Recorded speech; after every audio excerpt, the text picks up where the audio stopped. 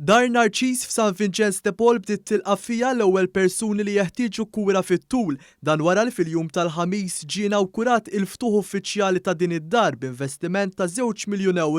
F'konferenza tal-aħbarijiet fejn fija wkoll ġie ffirmat ftehim bejn San Vincenz De Paul u l-Aġenzija ġie spjegat li dawn ir-residenti li jkollhom inqas minn 60 sena se jingħataw lura valuri ta' konfidenza, kwalità ta' ħajja adekwata, ħajja indipendenti u rispett għad-dinjità tal-bniedem.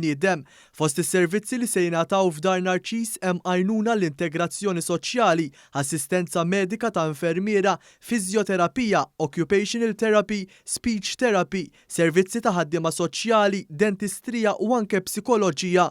Min-naħa l-oħra se jkun hemm ukoll sessjonijiet ta' appoġġ għall-familji, sessjonijiet fi gruppi, sessjonijiet ta' outpatients, żjajjar fid-djar u servizzi ta' respite.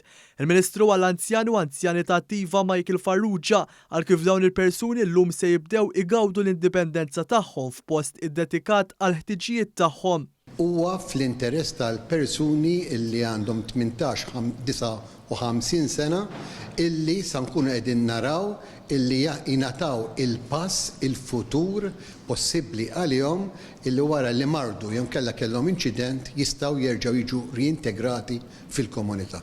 Min-naħa tagħha l-Ministru għall-Inklużjoni u Kwalità tal-Ħajja Giulia Farrugia Portelli spjegat kif dan il-proġett jixpruna l-inklużjoni. Dan l-investiment il-proġett Narċis jipprattika il-kunċett ta' inklużjoni u kwalità tal-ħajja aħjar għaliex jipprepara lir-residenti kif jistgħu jkunu inklużi aħjar fis-soċjetà meta jgħaddu minn din il-fażi ta' terapija. Min-naħa tagħhom iż-żewġ partijiet li ffirmaw il-ftehim jiġifieri l-Amministrazzjoni ta' San Vincenz De Paul u l-Aġenzija tennew li dawn l-adulti li jispiċċaw f'realtà partikolari issa se jkollhom ambjent ferm isbaħ fejn jgħixu, servizzi indipendenti, mir-residenza għall-anzjani fejn kienu qed jgħixu għal bosta snin.